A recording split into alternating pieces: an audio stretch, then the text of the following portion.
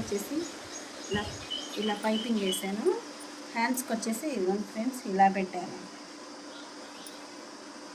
ఇలా ఇది blouse piece హ్యాండ్స్కి పెట్టి శారీలో క్లాత్ ఇలా వీ షేపు ఇలా ఇచ్చాను. అన్ని హ్యాండ్స్ ఇలా వస్తుంది.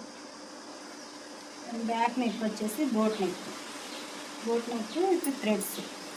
శారీ చూడండి అసలు ఎంత బాగుంది, ఎంత పన్నాగా ఉంది. ఇలాంటి వెల్వెట్ క్లాత్ తోటి శారీ తీసుకుంటే ఫ్రాక్స్ వేసుకుంటే చాలా లైట్ వెయిట్గా కంఫర్టబుల్గా చాలా బాగుంటాయి. Okay friends, bye.